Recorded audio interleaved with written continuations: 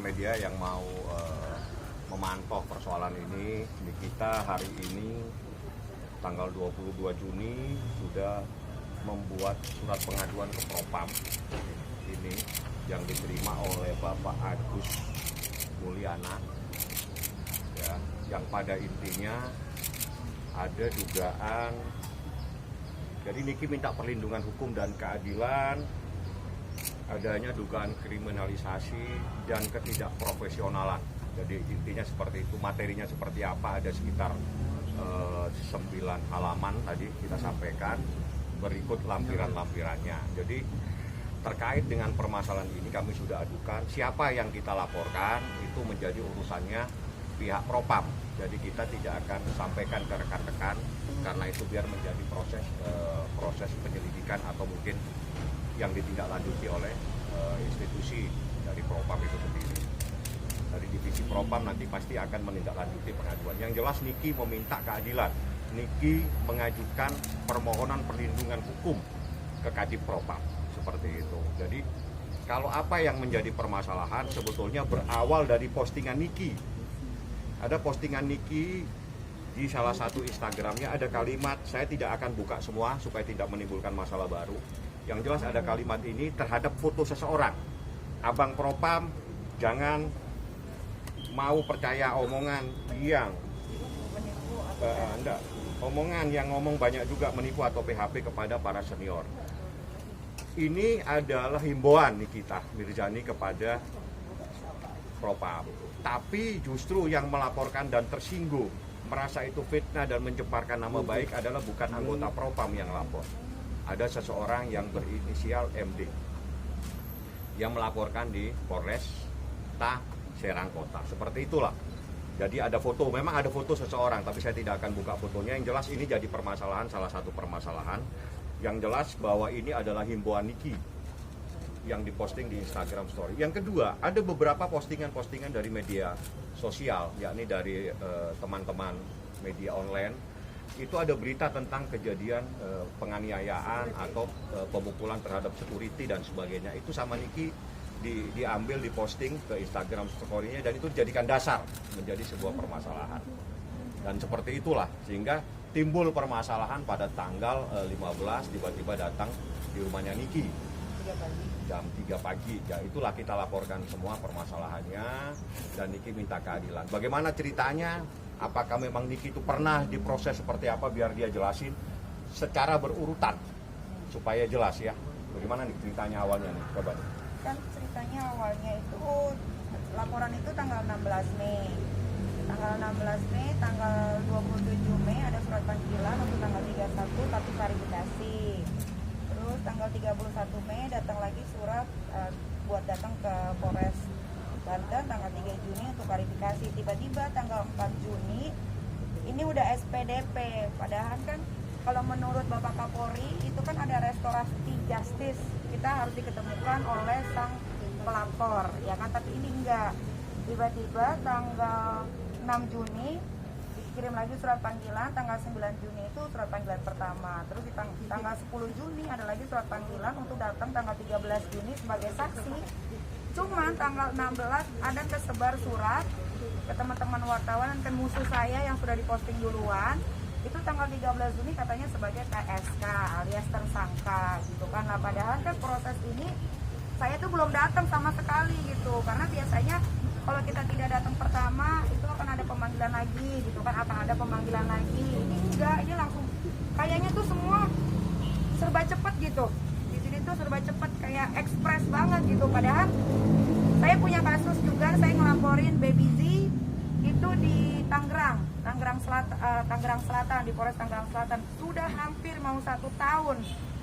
Orangnya nggak datang, baru datang sekali aja, nggak tahu kasusnya udah sampai mana gitu. Nah kalau ini kok kurang dari 1 bulan tiba-tiba ada penangkapan, tiba-tiba ada surat beredaran dari ke teman-teman wartawan, bukan ke saya ya, ke teman-teman wartawan atau ke musuh saya bahwa saya jadi TSK gitu. Nah maksudnya kenapa saya mau ngelaporin gitu, karena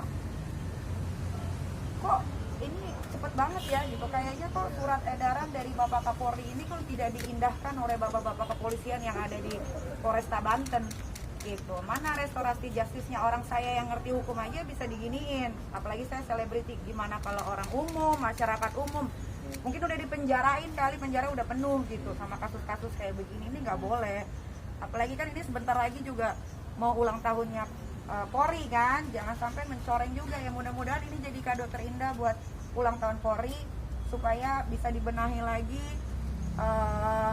aparatur negara yang mungkin sedikit melenceng gitu ya dari jalur gitu, yang saya juga nggak tahu. Terus kalau apalagi ya, kayak melakukan penggeledahan paksa di rumah saya gitu. Bapak polisi dari Polrestabes Banten bilangnya tidak masuk ke rumah, tapi yang dia posting di Instagramnya itu dia masuk ke rumah gitu kan. Jadi banyak omongan-omongan yang nggak tepat nih gitu. Padahal CCTV semua, bang, kami juga udah kasih CCTV-nya ke Bapak Propam ya kan, silahkan ditonton sendiri bagaimana bapak-bapak dan Polwan yang datang ke rumah saya saat itu tanggal 15 pagi jam 3. Dia datang ke rumah, dia bikin keributan, dia teriak, dia buat pengerusakan gitu kan, adik saya dimaki gitu, itu kan ada semua. Jadi gini, saya coba perjelas ya, bahwa sebetulnya ada surat edaran Kapolri SE 2/2011/2022 tanggal 19 Februari yang intinya begini. Di dalam kasus ITE itu sejak penerimaan laporan itu harus ada sebuah proses mediasi yang dilakukan. Dan itu tidak pernah terjadi, tiba-tiba datang langsung ke tempatnya Niki, itu satu. Yang kedua, bahwa harus melakukan gelar perkara yang dikaitkan dengan Direktorat Siber. Itu menurut surat edarannya Kapolri. Surat edaran ini tahun 2021.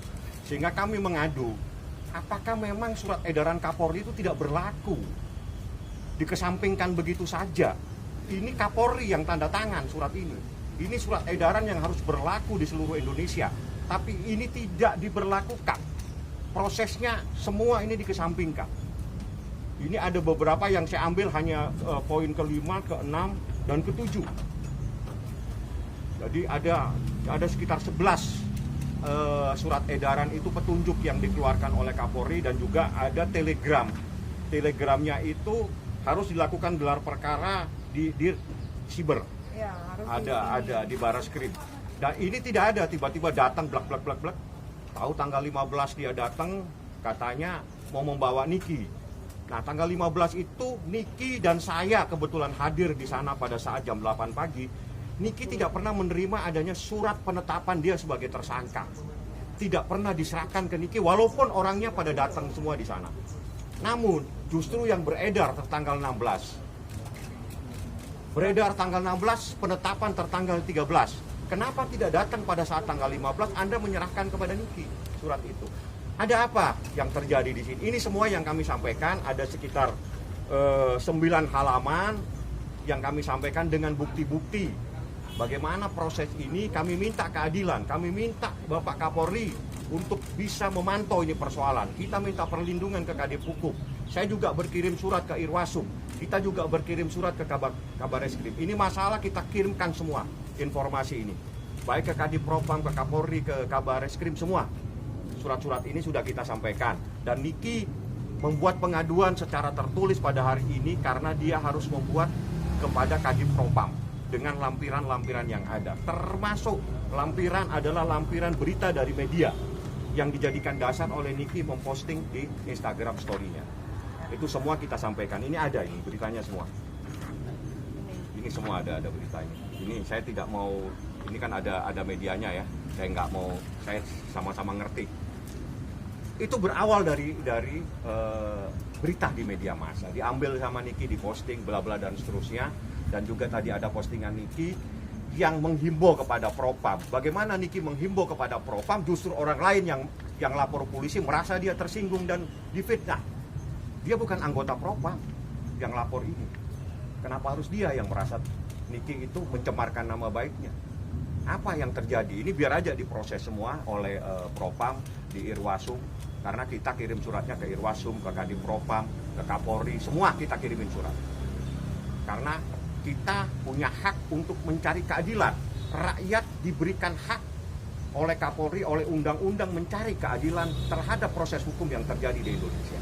seperti itu. Ini bukannya takut ya, ini bukannya takut, tapi ini meluruskan gitu kan, sesuatu yang ganjal menurut saya dan yang lain yang mengerti dengan hukum. Ini prosesnya terlalu cepat karena kecepatan dalam menangani kasus, penyelidikan tidak pernah restoratif justice, mereka melakukan upaya paksa penggeledahan, masuk ke rumah saya tanpa izin dari surat pengadilan, terus ada surat 2 di tanggal yang sama, tanggal 13 Juni, terus surat TSK tersebar ke kalian, ke musuh-musuh saya. Terus kenapa ada keterangan kenapa belum ada keterangan dari saya tapi ada surat beredar katanya saya TSK. Itu banyak banget gitu kekurangannya yang kayaknya kok berani sih gitu sama seseorang yang pastinya akan disorot media aja berani gitu. Maksudnya kenapa kalau sama masyarakat ini terjadi sama masyarakat umum gitu, ini gimana gitu kan. Itu aja sih sebetulnya. Ini kejanggalan ini kan udah disampaikan ke Polres Kota, jawaban dari pihak sana apa? Oh enggak disampaikan. dijelaskan. Dia Jadi waktu saya sama Niki tanggal 15 ada preskon dengan Humas Pak Siditonga dan Wakapolres, dia menyatakan status Niki adalah menjadi saksi. Ya. Nah, oleh karena itu kami berpegangan kepada Humas. Pernyataan Humas itu adalah perwakilan dari Kapolda, perwakilan dari Polda. Saya hanya menyampaikan proses hukum yang terjadi. Proses hukum yang harus dilalui di dalam proses hukum pidana itu adalah yang pertama adalah proses penyelidikan. Artinya seseorang dimintai keterangan atau diinterview. Setelah itu ada proses namanya proses penyidikan. Proses penyidikan itu adalah memanggil seseorang untuk diminta sebagai keterangan sebagai saksi. Setelah itu dilakukan gelar dan seterusnya. Jadi semua itu harus ada gelarnya. Pertanyaan saya, apakah semua ini sudah terpenuhi? Bilang itu biar diurus sama Irwasum dan Kadipropam. Karena saya punya bukti, saya punya pegangan bahwa ada Niki tidak pernah dilakukan proses, diperiksa, tanda kutip. Saya tidak akan jelaskan itu biar saya menjadi pegangannya Niki untuk membela diri. Terus tanggal 16 juga kan udah ada klarifikasi lagi kan setelah surat edaran TSK keluar ke kalian. Kan dari Polres Banten juga udah mengklarifikasi bahwa Nikita bukan tersangka gitu kan gitu. Makanya banyak banget nih kejanggalannya, ini mau diluruskan. Bukan takut nanti dia bilang takut ya lapor perempuan, nggak ada takutnya gitu. Cuma ini mau meluruskan aja sesuai sama SOP-nya aja kalau mau meriksa orang gitu. Terkait pengurusan rumah sendiri mungkin sudah ada perbaikan atau Iya, yang dirusak sih bukan barang yang mahal ya, tapi tetap aja maksudnya ya mereka kan aparatur negara, harusnya kan mengayomi masyarakat gitu kan, kok malah ke rumah melakukan hal tersebut. Mungkin mereka lalai karena mereka nggak tahu ada CCTV gitu. Soalnya kan mereka sempat bilang fitnah tuh fitnah gitu, mana fitnah, orang ada buktinya kok. terima kasih. Terima kasih. Iya, ya pokoknya balik lagi buat kalian yang mau proses hukum cepat silakan lapor ke Polres Banten. Gak peduli domisili di mana, pokoknya kalau di sana pasti diurusin dengan cepat. Tapi terkait hal tersebut mungkin sudah ada mempertanyakan hal tersebut juga ke Propam atau seperti apa? Ya iya dong, mereka aja bingung-bingung kok bisa cepet banget gitu. Orang nih ya, Kiki The Potter itu sudah jadi tersangka di Polres Jakarta Selatan. Silahkan tanya. Dia aja nggak ada penjemputan, nggak ada penggeledahan, nggak ada apa-apa kayak teroris gitu loh. Tapi kok ini Nina Mirzani kok digituin?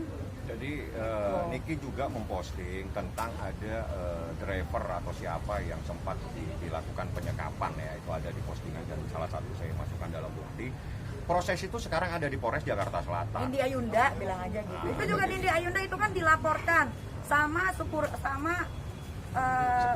Istrinya Kenapa lama? Apa karena dia supir? Atau itu gimana? ada di Polres Jakarta Selatan itu. Jadi Coba mohon tanya. dipantau aja ya. Oke. Silakan ini kita mau Ya buka-bukaan kan, ini. itu kejahatan real loh, diduga ya kan. Ini cuma undang-undang ITE, gue nggak gebukin siapa, gue nggak nyekap siapa kok. Gue mau ditangkep. Gitu. Ya kayak pelaku teroris aja nih kita ini. Nggak Tanya ya logis pada dong. kesana deh. Terkait oknum-oknum yang mengintai mungkin seperti Ada, apa? itu biar aja Marcel. diurus. Ada oknum-oknum itu saya nggak perlu sebutkan, nanti biar aja diproses oleh Irwasum, oleh Kadipropam ya, karena kita mengadunya kepada Irwasum, kepada Kapolri, kepada Kadipropam, kepada Kabag Reskrim, termasuk Kadipkum. Ya. Semua yang ada Terima kita kasih. kirimin surat Terima kasih dalam teman-teman rangka mencari wartawan. keadilan. Ya. Ya. Siap bang. Oke. Banyak foto-foto. Itu masih yang 1, 2, 3 sekali lagi 1, 2, 3 Sini Kak. Tengah dong Kak. Di sini dong 1 2. Sini lagi dong. Sini tengah dong. 1 2. Kanan belum. Kanan belum kanan. Kau yang pegang, Mas. Mana tadi yang pegang? Siapa bilang?